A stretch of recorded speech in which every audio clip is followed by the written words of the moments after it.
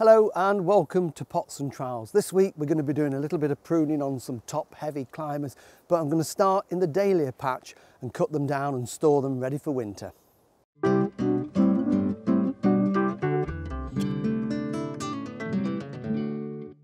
Dahlias have become really popular again over the last few years, and everybody's growing them. There's some fantastic ones, little pom-poms, big cacti ones. I used to grow them years ago when I was an apprentice for cut flower, and I'm glad that they've come back. I've always grown a few in the garden for cut flowers in the summer, and they've done really well this year. There's two schools of thoughts when it comes to, do you lift your Dahlia tubers or do you leave them in the ground over winter? And I know a lot of people now say you don't need to lift them, just leave them in, they'll die down and they'll grow back next year. And that is true if you live somewhere that's mild and we don't get a hard winter. But where we are in North Yorkshire, we can get quite a bit of frost. So rather than risk losing them, I prefer to lift them. So you've got to make that decision depending on where you live, whether it's a mild winter or you could potentially get some really frosty weather that penetrates and kills the roots. So I'm going to lift them out the ground and store them. And the time to do it is late autumn. You can leave it as late as you want really, but you wait until we've had some frost, and you can see with these what were lovely healthy green leaves have now been frosted. They're all limp, and that's a sign that obviously they've stopped growing. So I'm just going to find out where it's planted, which is back there, fork in and then lift out the root. And it's going to be quite a big root. They're big tubers. These are tubers, and that's their storage organ. I'm just going to give that a big shake there, and if we can see, I've got there, we can see the tubers are in there. That's a bit of old tuber, and if I scrape off some of this compost and old soil there, we can see we've got that lovely big plump healthy tuber which will store the energy to make it grow next year. So first thing we need to do is to cut off all this old top growth. That's rubbish now. That's going to be chopped up and composted, so a couple of inches from ground level. Let's chop all of that off. Scrape a little bit of that soil off. So I'm just going to scrape that onto my veggie plot. It's absolutely fine. Scrape that off there. Now, again, various schools of thought on this. Some people like to dry them out completely, but I don't do that because I find if they dry out too much, they just dehydrate over winter and don't grow again in the spring. So I'm going to leave some of that compost in there. If you think about it, if you leave them in the soil over winter, they stay wet anyway. So why dry them out? So that one's going to go in there. What we're going to do now, which is the most important thing when storing them, is these are all different. I can tell the difference when they're in flower, but when they look like that, they all look pretty much the same. So I've already written out my labels, and this is a variety, an old variety, really, really popular, and it's a white and purple bicoloured flower. It's called Edinburgh. Put your label on at this stage, because if you don't, you'll just get them mixed up and you won't know what it is. So that's there. So what I'm going to do is lift a few more and fill this crate with them, and then we can put them ready to store. What we do, we're going to lift it, fork it out, so we need to find out where it's growing, and that's where it is. Stick the fork in a way, we don't want to spear the tuber, and just ease that out of the ground if we can. Oops, it's split, that's not a problem. And then give it a shake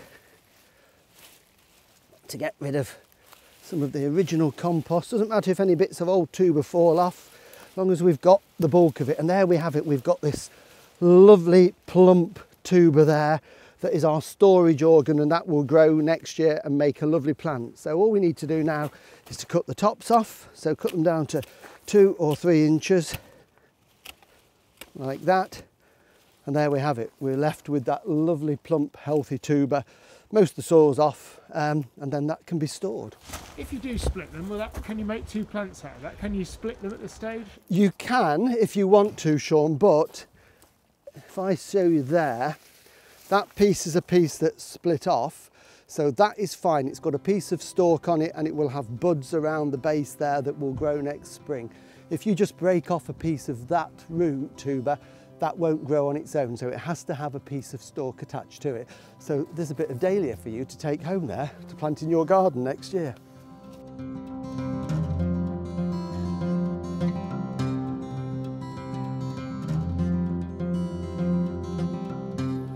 Okay, so again, another label on there just so we don't get them mixed up and forget what they are, like that.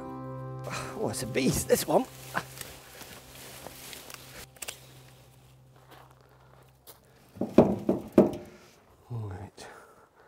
Right, so once you've got them lifted out the ground, make sure that any broken bits are taken off, put them in a crate. This is how I do it, and it works really, really well. You could just leave them like that, somewhere frost-free over the winter, but they can get a little bit dry. So what I like to do, this is some old compost that I grew tomatoes in, I save it for this job, is just sprinkle a little bit of that around them, so it just makes sure the roots don't dehydrate completely over winter. And then what I'll do with that is that will now go either in a frost-free greenhouse over winter, or if you've got a garage or a shed. It can be really cold as long as it doesn't freeze solid. Put them in there for now, keep an eye on them, and then by spring you'll get some new shoots and we can plant them out. So off they go to the garage.